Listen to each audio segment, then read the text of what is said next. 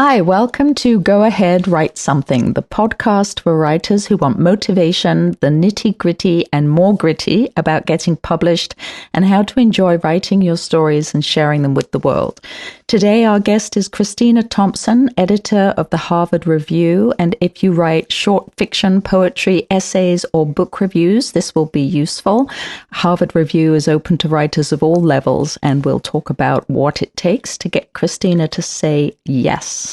Christina teaches writing at Harvard University Extension and is the author of 2 books, Come On Shore and We Will Kill and Eat You All, a New Zealand story, and recently Sea People, The Puzzle of Polynesia. Hi, I'm Pat Dunn, aka TM Dunn, 3-time novelist, writing teacher, and coach. And I'm Tessa Smith McGovern, author and writing teacher at the Writing Institute, Sarah Lawrence College, and the Westport Library's Westport Writes program. Christina, thanks so much for joining us. Thanks for inviting me. So would you mind if we first talk about Harvard Review for writers who are listening, who are working on short stories, memoirs, poems, essays? What kind of submissions do you look for? Is there anything you don't get enough of? We get a lot of everything. It's not a very easy journal to get into just because we only publish twice a year. And so there aren't that many spots. We do also publish online, though. And so we have Harvard Review Online as well. And that expands the opportunity quite a lot, especially for fiction writers. We publish about 4 or 5, sometimes 6 stories per print issue. So that's not very many over the course of a year. We publish stories of all lengths, very short stories, very couple of pages, and quite long stories. I think the longest story maybe have been 12 or 14,000 words, which is pretty long, heading for novella length. We publish stories by all kinds of writers at all stages of their careers. We love to debut authors. It's one of the things that we like most in the world. We, in fact, have a story in the upcoming issue, which is by a young writer who has never published anything before. Wow. So that's totally exciting for us, and I think also for him. Yes. But we also have, as with most of the kind of maybe more traditional literary journals, we also like to have work by very well-known writers. So we will have, Laura Vandenberg or, Alice Hoffman. I was just talking to Alice Hoffman the other day, and we're going to republish some stories of hers. So it's really a mix. It's really nice. And in terms of essays, we really like basically a personal essay, not so much. We do publish some literary criticism on the web. We have also a translation focus online. So that's an interesting space for people who are working in translation. But for the essays, mainly it's kind of personal essays about something interesting. I had one just coming up, which was about the golden records on the 1977 Voyager spacecraft, the ones that were made to tell space aliens what people on Earth sounded like and what they thought about. Oh, it was so kind of interesting project. So it was a great little essay. You have a great Facebook page as well as the Harvard Review Online where people can go and sample content. And I was reading a couple of the stories, and the stories are very accessible. They're very readable. They're not at all dense or obscure, or people might not realize that. So there's one in particular I wanted to ask you about, which is called New Arrivals, which is about 3,000 words, and it kind of reads like memoir. And it's a lovely story. I found it delightful, but it doesn't jump out at you the way, for example, another story, The John from Yongmayo Park, does. That was absolutely gripping, and I defy anyone to read that story and not be glued to get to the end. What made you say yes to that story? And then people can read the story and they can think about your reply, and that might be helpful. I sometimes have told people, interns, for example, in the past, that there is a kind of a story I like in which not much happens. I had an example of this by a woman from New Hampshire, a writer from New Hampshire, who wrote a story in which this is what happened. She went to pick up her father, her elderly father, and then she drove him to the hardware store. And then they went home. And I think that's what happened in the story. All right, so nothing happens, but what was compelling about it? Yes. Well, to me, it was the relationship between the woman and her father. It was set in Maine or New Hampshire or someplace. And there was a very he had a kind of cantankerous Yankee quality, very unwilling to say anything. Mm-hmm. And she was slightly exasperated with him. And at the same time, fond of him and caring for him in an interesting way. And so there was this sort of tension in their relationship, which was both, kind of loyalty and familial feeling, and also sort of irritation. And so that rang incredibly true to me, of a sort of true capture of a certain kind of experience, a very specific experience. He was a very specific character culturally. And I love stories like that, where there's something where somebody just kind of captures something, the truth about the world that they know, the world that maybe that they come from. And it can be any world. It can be any part of the world. It can be any culture. It can be any kind of anything. It was just a good example of, there are stories like that where what is going on is not primarily plot. It's not primarily action. Yeah. And I'm very committed to action. I believe action is very important to stories. But in this case, the action tended to be sort of in the words. It was in the dialogue, in the conversation between the characters. There wasn't anything really else going on. And there wasn't really any suspense, except you did want to kind of see how this relationship unfolded. So that's not the only kind of thing I like, but I do think it's a subtle kind of a story. And I am drawn to those, in addition to the stories where, dramatic or radical actions are taking place. Right. And do you remember in New Arrivals, when you were reading that story, was there a point, did you get to the end of the first page and think, yes, I want this? Well, I definitely think that I know quickly whether I will read to the end. Mm-hmm. And that is a function of the actual writing. So now we're talking about a slightly different thing, which is not the structure of the story or the characters or the plot or the action or any of it, but the actual prose. Yeah. The prose for me is the make or break part of editing, or reading as an editor. Mm-hmm. If I read the first page or two and I feel that the prose is not, if it doesn't have the feeling of intentionality, if it doesn't feel to me as though the writer has really thought about the words, has really chosen the words that matter, and has been willing to cut the words that are not serving the purpose, because a lot of novice writers just don't cut enough. Yeah. You write a thing and you write it out the way it comes out of your head. And then you go back and you say to yourself, do I need this word? Do I need this word? Do I need this word? And all of the words that aren't doing anything, or that are actually making the sentence worse. So for example, if you have, we had an example in a class the other day where a woman was talking about a fresh-faced, long-legged model. And I said to her, if you say the word model to me, I know that she has long legs. Exactly. I mean, there's just no chance that you are talking about a short, fat model. Yeah. I mean, probably. Like, basically, it's already encoded in the word, the idea of long-leggedness, and also fresh-facedness. I mean, you're not going to have some hag, right? I mean, it's already built into the noun. So the piling up of adjectives is a classic sort of beginner's problem, or beginner's mistake. And so thinking very seriously about your adjectives is a very good place to start. And your adverbs, of course, the same thing. You just don't need most of them. Mm-hmm. You want strong verbs, strong nouns, and then a little bit of amplification with those other words. But the sentence also has to have, so you have to ask yourself, does it have, what I ask myself when I'm writing is, does it have too many clauses? Because my tendency is to write sometimes a very backward-ish sentence with clauses in the beginning, comments, maybe that are... That's because you have long, clever thoughts. That's what that is. I also think it's because I was raised by somebody who was born in the beginning of the 20th century, and she was raised by her grandmother. So we had a very antique syntax that was very normal for us. So I have that. But everybody has their own little version of this. Mm-hmm. So whatever it is you do, you got to go back and trim it, go back and clean it up.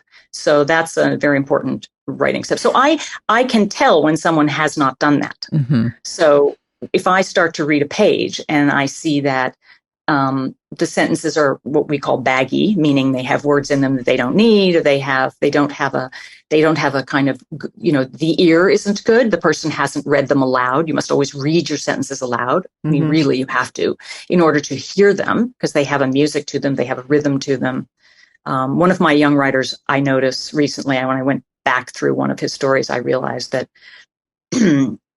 he was using the same words he would use the word, say, look, but he would say somebody looks and then something was looking like, and they were in too close proximity, those words. So you have to change one of those. I mean, no big deal, right? But it made me think that he hadn't been really hearing his own sentences quite as clearly as he should have. And do you also find it the other way around, where people are not using enough words, or they cut too much? Has that ever? Yeah, I don't find that too much. Yeah. Okay. Yeah. I really find that they usually. I mean, sometimes when I teach young writers as well. It's true with the young writers. Yeah. Often that they don't. That you need to say to them, look, dig a little deeper. Come up with a little bit more in the way of description. Then we'll go back and trim it all out again. Yeah. Okay. Yeah. It's a little bit unfair, but I mean, sometimes, especially with younger writers, they haven't thought hard enough about how to describe a thing. How to really evoke a sensation, or to how to describe a thing you see or something you hear or whatever. So you have to work at that stuff. That doesn't. It's not just like. Well, do you see like mediums like texting having a big influence on that? Like everybody's writing LOL, or I can't even think of some of the abbreviations that people use that I have no idea what they mean. Like instead of see you later, T, whatever. Yeah, So I think one thing about this, which is that, and I noticed this just recently because I just had the last few issues, I've had a couple of stories go by quite young writers through a copy editor who was a real kind of pro, but also somebody who had fairly formal copy editing training in the publishing world. And she found their writing to be, I think, slightly irritating because it was filled with it had a level of informality, which was related to speech. So they were writing, even their expository prose was a little speech-like. And it had a little bit, so it was grammatically a little, sometimes a little incorrect, or a little bit, I don't know exactly. I don't really know what it was. Yeah, it was colloquial, but also kind of, in some cases, actually wrong. Yeah. And I didn't mind that. I just heard them. I heard the sound of their writing as a particular sound coming out of a particular kind of milieu, a different. And I know they're young writers, so I know that it's coming. Voice. So I think there is a level of informality that is slightly different, and this is generational. Whether that has anything to do with texting or not, it might be just the general culture of writing that is changing somewhat. But I do think there is that something's happening. Great. That's actually a perfect segue to the next topic, which is to do with your personal stories. So you have 3 boys. So perhaps you're used to that sound, you're familiar with it and it didn't bother you. So with your own writing, I'm putting this up on screen. If you're just listening, then have a look at Sea People at the cover. It's glorious, and there are some lovely color photos inside. So you have 2 books out. One is Come on Shore and We Will Kill and Eat You All, which has more of your personal story in it. And then Great title. Yes, isn't it wonderful? And then this one, Sea People, The Puzzle of Polynesia. So what drew your focus to Polynesia? Why is this material important to you? Right. I am from New England, so I live here now, but I also grew up here. And I went at some point in my young adulthood, I went off to graduate school in Australia. So I went to the Pacific myself, and before I knew anything about it. And then I eventually ended up staying there for quite a long time, 15 years in Australia. And in the course of that time, I went to New Zealand, and I went to the islands, and I went to a lot of places. And I also married a man from New Zealand who is... to whom I'm still married. But so I had a lot of firsthand experience of the region. And I also at the same time was doing graduate work, which was really focused on the history and literature of the region. So it was my personal experience really originally that as a youngish person that got me started in this field. So tell us what Sea People is about. It's won 3 prizes, which is fantastic. Congratulations. So what's the mystery? What's it about?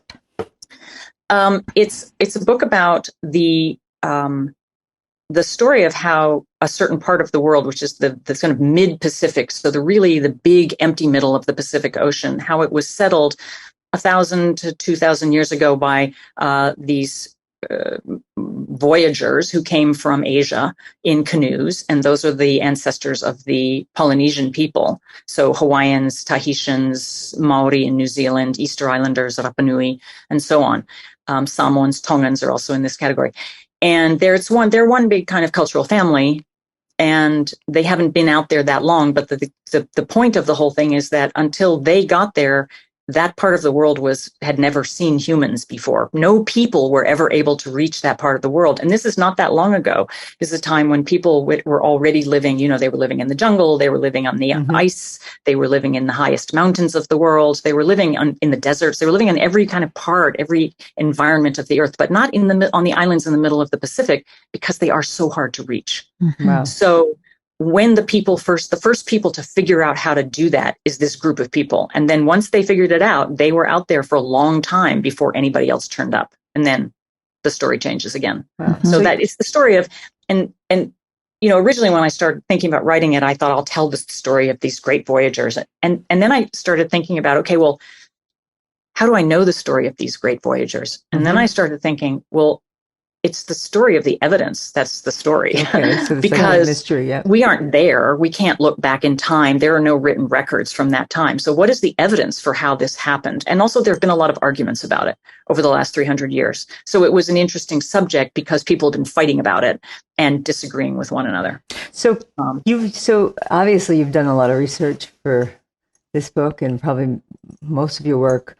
There's this idea that when people are writing fiction, I also find with my students that if it's not historical fiction, they don't need to do the same amount of research. Can you talk a little bit about the kind of research that you believe needs to go into the work that people do, but fiction especially? I mean, this is sort of, for me, this is kind of interesting. It interestingly connects with the question of whether or not what people should do when they're stuck. And my suggestion is read. Whenever you don't know what you're doing, you should read. Just read. And I think people should read quite promiscuously. I mean, I am at the moment reading, I'm reading a book on the Reformation. I'm reading a novel about missionaries. I'm reading a whole bunch of historical works about about writing, about the history of writing. Mm-hmm. I'm reading a book about DNA in the Americas. I mean, I feel like it's just brain food. Yeah. It's what you do to kind of keep yourself thinking, because I think you need to keep thinking. Now, if I were writing a novel, I don't really know how I would do it. I might do it a little differently, because at the moment I'm trying to assemble a lot of different, I'm trying to find the connections between a number of different sort of strands that interest me. So I'm trying to tie them all together, and I'm sort of following each one of them separately and thinking about the connections.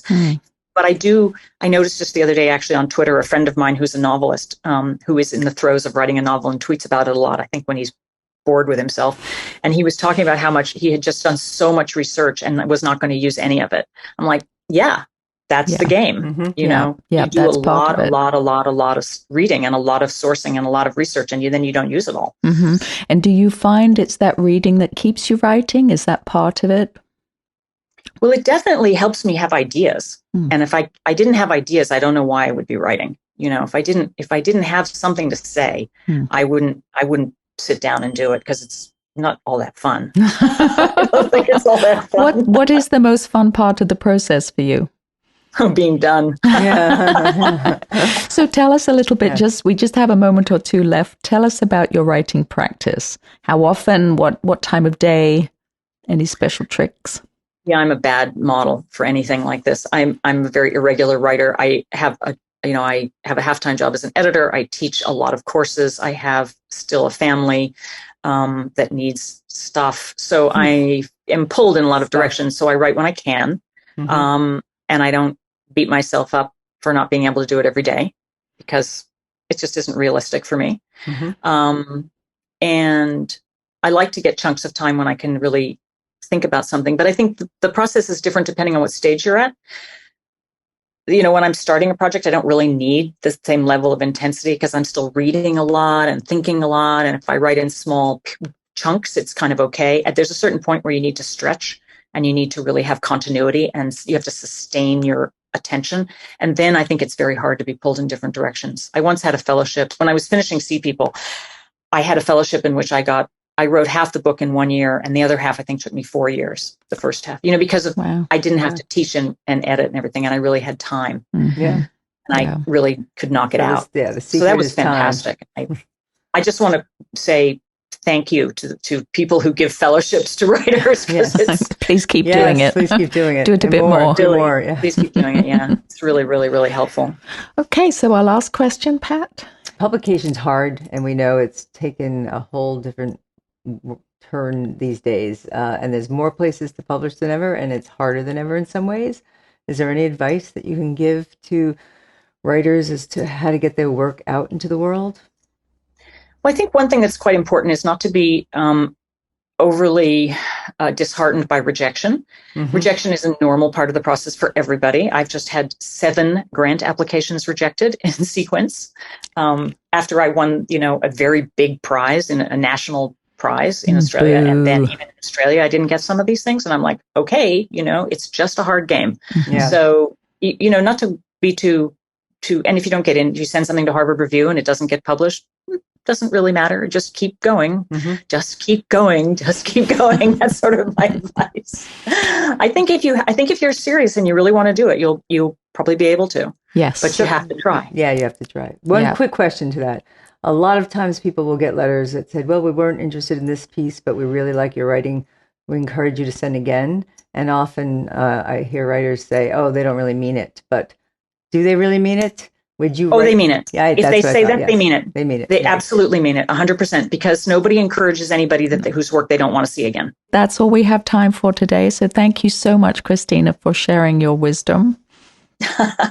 Well, thanks for inviting me. It's lovely chatting with you. Oh, you too. It's been wonderful. And thank you for listening to Go Ahead, Write Something. Remember, writing can be hard, but you don't have to do it alone. And we hope you'll join us next time.